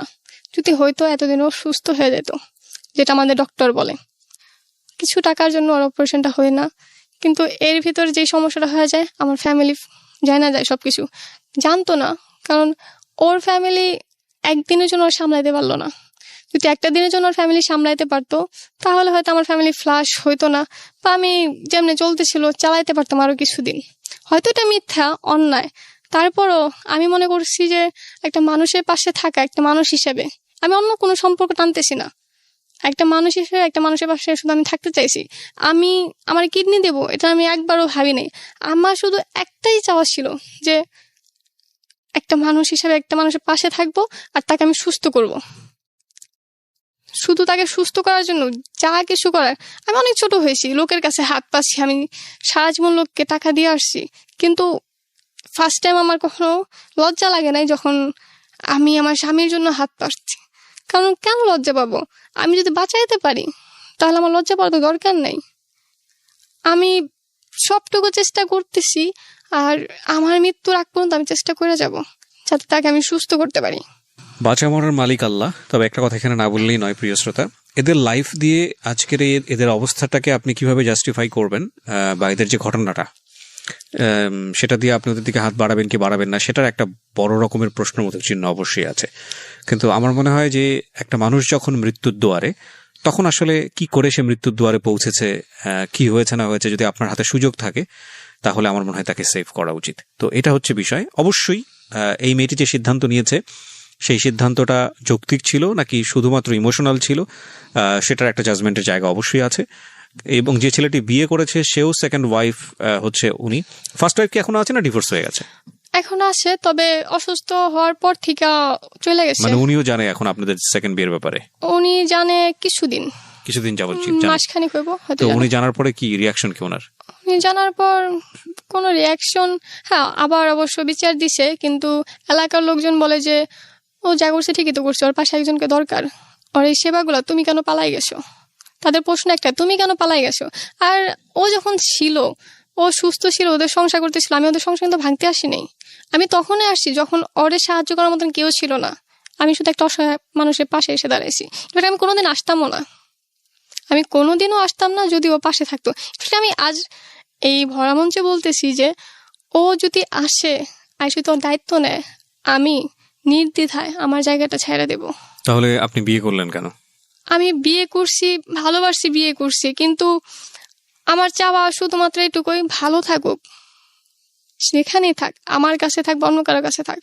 আমি শুধু যে মানুষটাকে ভালোবাসি তাকে আমি ভালো দেখতে চাই, ভালো রাখতে চাই, সেটা যার কাছে থাক, আমার আর কোনো চাওয়া নাই। বিষয়টা আসলে কমপ্লেক্স, শুধু ইমোশনের জায়গা থেকে জাজমেন্টের সুযোগ নাই, ভেরি কমপ্লেক্স সিচুয়েশন। কিন্তু আপনারা ও বিয়ে করে ভুল করেছে না শুদ্ধ করেছে এই জায়গাটায় আমরা যেতেই পারি, কিন্তু আমার মনে হয় যে সাহায্যের জায়গাটাতে জাস্টিফাই করাটা খুব মুশকিল হয়ে যাবে। তাহলে ঠিক আছে, ওর বাবার প্রচুর প্রপার্টি আছে, এবার বুঝতেই পারছেন যে ওর ফ্যামিলি এটা মানেনি, বা মানাটা স্বাভাবিকও না, খুব স্বাভাবিক না, কারণ ফ্যামিলি চেয়েছিল একটা ছেলেকে বিয়ে করতে, সেটা সে করেনি, পরবর্তীতে নিজের মতো করে একটা ছেলেকে বিয়ে করেছে, তার যে ব্যাকগ্রাউন্ড সেটা ফ্যামিলির সাথে যায় না। তো সবকিছু মিলিয়ে আসলে একটা ভজকট অবস্থা, এবং এই ভজকট অবস্থা থেকে আসলে একটা মানুষকে সাহায্য করাটা খুব ডিফিকাল্ট, আমি জানি, কারণ আমরা আসলে তাকেই সাহায্য করি যাকে মন চায়। এই ঘটনা শুনে আসলে অনেকেরই মন চাবে না এই মেয়েটিকে সাহায্য করতে, কিন্তু একটা জিনিস অবশ্যই উচিত, যে মানুষটা মৃত্যুর দ্বার প্রান্তে আছে সেই মানুষটার পাশে কেউ না কেউ দাঁড়িয়েছে। সেটা কিভাবে দাঁড়িয়েছে সেটা বড় প্রশ্ন নয়, প্রশ্নটা হচ্ছে যে ওই মানুষটার সাথে একজন দাঁড়িয়েছে তাকে হেল্প করার জন্য, অ্যাটলিস্ট তাকে আগে সেভ করেন, তাকে আগে বাঁচানোর পরে গিয়ে ওকে তারপরে সেটা নিয়ে যুক্তিতর্ক হতে পারে যে না সেটা সে ভালো করেছে না মন্দ করেছে। কিন্তু মৃত্যুতে একটা মানুষ পতিত, সেই মানুষটাকে নিয়ে আসলে জাজমেন্টে যাওয়ার কোনো সুযোগ নেই। এই যে মানুষটাকে নিয়ে এতক্ষণ ধরে কথা হচ্ছিল, ওনার হাজবেন্ড নাম যেন কি? সোহান খান। সোহান আমাদের স্টুডিওতে এই মুহূর্তে উপস্থিত হবে, ভিডিওতে আপনারা তাকে দেখতে পাবেন। সোহান এতক্ষণ বাইরে সোফাতে ঘুমোচ্ছিল, তাকে আমরা রাখিনি স্টুডিওতে, সে কিছুক্ষণ আগে ডায়ালিসিস করে এখানে এসছে। আমি বরং বলতে চাই যে এই মেয়েটি আসলে নিজের জীবনের জন্য এখানে আসেনি, সোহানের জন্য এসছে, এবং নিঃস্বার্থভাবে এসছে এই কারণে যে দেখুন, ও যদি বেঁচে যায় তাহলে এমন না যে ওর হাজবেন্ডের কাছ থেকে কোটি কোটি টাকার মালিক হবে, নট লাইক দিস, কারণ এরই আসলে প্রপার্টি আছে, ওরই কিছু নাই, এর লেখাপড়া আছে, ওর নাই, এবং এমন না যে ওকে নিয়ে সে অনেক আনন্দে সংসার করতে পারবে, কারণ স্টিল তার প্রথম ওয়াইফ তার ঘরে আছে। ঘটনাগুলো কিভাবেও দেখা যায়, সেজন্যই বলছি। তো সেই জায়গাটি থেকে আপনারা যদি মনে করেন যে না এই মেয়েটিও অ্যাটলিস্ট একজন ভিকটিমের পাশে দাঁড়িয়েছে, একজন খুব অসহায় একটা মানুষের পাশে দাঁড়িয়েছে তাকে বাঁচানোর জন্য, তো আমার মনে হয় সেদিক থেকে মেয়েটাকে অ্যাপ্রিসিয়েট করা উচিত। ভালো করেছে না মন্দ করেছে সেটা পরের হিসাব। তো এই মুহূর্তে ওনার হাজবেন্ড স্টুডিওতে, এবং সোহান আমি কয়েকটা কোয়েশ্চেন করি আগে, এতক্ষণ আপনি ছিলেন না স্টুডিওতে, আমাকে একটু বলেন আপনারা বিয়ে শাদী করেছেন কবে? আমাদের বিয়ে হয় আপনার 2018 সালের 1 ডিসেম্বর। 1 ডিসেম্বর। তো সোহান আপনি তো সবকিছু ওকে জানিয়েছেন বিয়ের আগে? হ্যাঁ, আপনার আমার একটা ফার্স্ট যা ছিল, ওয়াইফ আছে, ওনার কি বাচ্চা আছে? না বাচ্চা। আচ্ছা, তো আপনার ওয়াইফ তো বর্তমানে আছে, দুজনই ওয়াইফ আপনার? হ্যাঁ, দুটোই আছে। আচ্ছা, তো আপনার এই যে ডায়ালাইসিস যেটা হলো, মানে যেটা হচ্ছে এখন, কিডনি ধরা পড়েছে, এটার ব্যাপারে আপনি সবকিছু আপ টু ডেট, যে এটার আপনার দুটো কিডনি নষ্ট হয়ে গেছে এরকম সবকিছু আপ টু ডেট? হ্যাঁ, আপনার ডায়ালিসিস না করলে তো এখন একদমই সুস্থ থাকতে পারি না। আচ্ছা, তারপরেও মানে জরুরি 2টা করে করা সপ্তাহে, সেইখানে আমরা 1টা করে করতে পারতেছি। আচ্ছা, যার জন্য আমি মোটামুটি 3 দিন সুস্থ থাকি সপ্তাহে, আর 3 দিন খুব কষ্ট করতে হয়, খাইতে পারি না। একটা বিষয় কি, মানে যদি ধর্মীয়ভাবে বিষয়টা দেখি সেকেন্ড ওয়াইফের ক্ষেত্রে, একটা হচ্ছে রিলিজিয়ান থেকে, ধর্মীয়ভাবে আপনি যেহেতু মুসলমান সেই জায়গাটা থেকে এটার অনুমতি আছে, কিন্তু রাষ্ট্রীয়ভাবে আমরা যদি যাই বা আমাদের আইনের প্রেক্ষাপটে যদি আমরা যাই, তাহলে প্রথম স্ত্রীর অনুমতি ছাড়া আপনি দ্বিতীয় ওয়াইফকে নিতে পারবেন না। এবং আমাদের সামাজিক যে অবস্থা সেখানে এটা বিষয়টা সুখেরও হয় না, অনেক ভয়ঙ্কর রকম রূপ ধারণ করে পরবর্তীতে এই বিষয়গুলো জানাজানি হলে। তো এইরকম একটা ঝুঁকি আপনার কি মনে হয় না যে আপনি এরকম একটা বিপদের মধ্যে, বা নাকি আপনার একটা প্ল্যান ছিল যে কোনো ভাবেই হোক ওনাকে লাইফে জড়িয়ে তারপরে একটা সেটেল করা? না, এরকম না, আসলে ওর সাথে আমি ভালো ছিলাম না, একদম প্রচুর খারাপ ছিলাম। আর বিয়েটা হয়েছিল আমার মানে অনুমতি ছাড়া, অথবা আমার রায় ছাড়া, যৌতুক নেওয়া হয়েছিল, মানে জোর করে আর কি একটা বিয়ে, মানে যৌতুকের লোভে আমার বাবা করাইছিল। তখন তো আমার মাথায় একটু প্রবলেম ছিল, তো আমি তো ওইভাবে স্ট্রংলি নাও করতে পারি নাই। তো ভদ্রমহিলার আগে বিয়ে হয়েছিল কোথাও? হ্যাঁ, আগে একটা বিয়ে হয়েছিল, সেটাও আমার জানাইছিল না, সেটাও আমি জানতাম না। এবং আমার চেয়ে এইজটাও অনেক বেশি, বয়সও অনেক বেশি। তো এই বিষয়গুলো আমার মনে আর কি প্রচুর আঘাত করছিল। ওই সংসার কত বছরের আপনার? আমাদের ওই বিয়ে হয়েছিল 13 সালে, বাট ও চলে গেছিল, মানে অন অফ ছিল। ঠিক আছে, আমি এখন যে অবস্থায় আপনি আছেন এই অবস্থা থেকে আপনার ওয়াইফ চাচ্ছে, মানে আপনার সেকেন্ড ওয়াইফ চাচ্ছে আপনাকে কিডনি দিতে, রাইট? সো আপনাকে একটা কিডনি দিলে আপনি সুস্থ জীবনযাপন করতে পারবেন। তো এটার জন্য কি পরিমাণ আপনার আর্থিক সাহায্য লাগবে? এখন ওষুধপত্র, তারপরে সবকিছু যাবতীয় নিয়ে 3.5 লাখ টাকার মতো। আচ্ছা, আপনি একটু বলেন আমাকে, লুবা ডাক্তার কি বলেছে?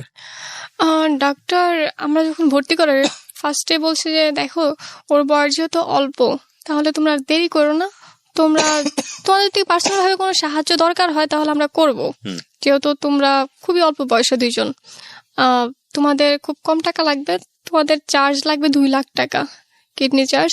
আর যদি তোমার সাথে ম্যাচ হয়ে যায় আল্লাহর রহমতে, তাহলে তো সেটা খুবই ভালো কথা, তোমাদের টাকা কম লাগবে, চার্জ লাগবে, আর হসপিটালে 15 দিন থাকতে হবে। এখন সবকিছু মিলিয়ে কি বলছে ডাক্তার, কত লাগবে টোটাল?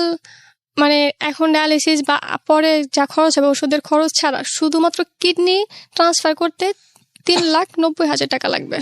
আচ্ছা, 3,90,000, তার মানে প্রায় 4 লাখ টাকার মামলা। হ্যাঁ, আর তারপরে 1 বছর পর্যন্ত ওষুধ খাইতে হইব। ওকে। আর যেটা আশা করি আমরা নিজেরাই দুইজনে কাজ যদি করে। ডায়ালিসিস করতে ওকে না পারে, আপনার বয়স কত এখন? 26 বছর বয়স, মানে ডায়ালিসিস যদি করতে না পারে, ওর দুটো কিডনির যে অবস্থা, তাতে ওর ডাক্তার কি বলেছে?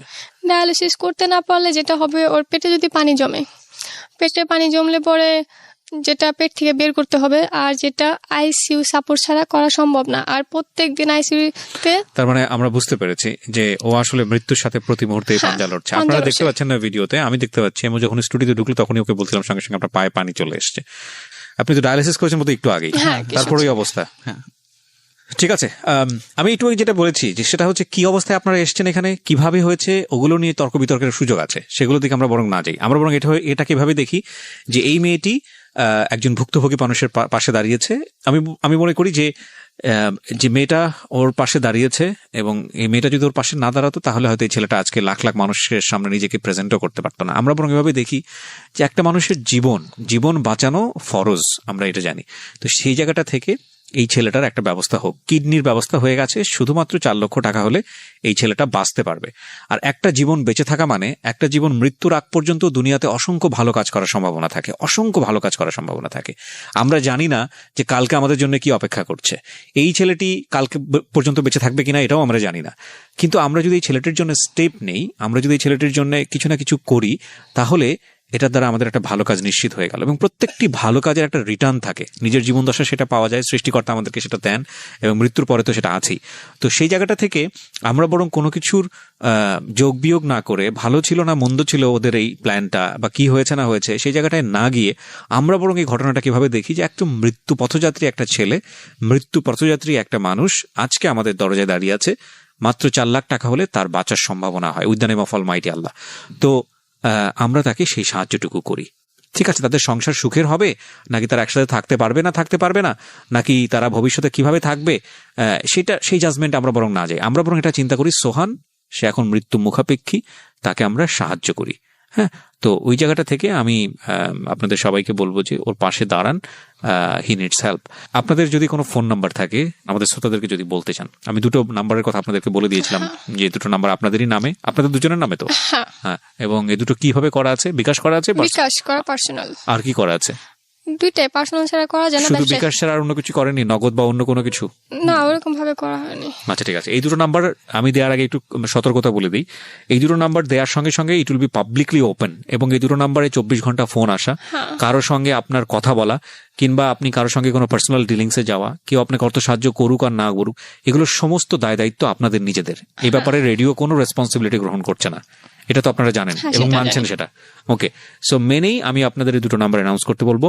কোনো প্রকার কারো দ্বারা ব্যক্তিগত লেনদেনে আপনি যদি ক্ষতিগ্রস্ত হন, কারো দ্বারা আপনি যদি ভুলভাবে কনভিন্স হন, কিংবা কেউ যদি আপনাকে কোনো ধরনের ক্ষতির শিকার করে, সেটার দায় দায়িত্ব সম্পূর্ণ আপনার। এটা আপনারা মেনে নিচ্ছেন সজ্ঞানে? আচ্ছা, তো মেনে নিয়ে আপনারা 2টো নাম্বার ওপেন করতে পারেন। আপনারা 2টো নাম্বার বলতে পারেন, যে 2টো নাম্বারের মাধ্যমে আপনার সঙ্গে যোগাযোগ করা যাবে, আপনাদেরকে সাহায্য করা যাবে। জি বলুন। 01644468196। আরেকবার বলেন। 01644468196। এটা একটা। আরেকটা হ্যাঁ, আরেকটা হলো 01401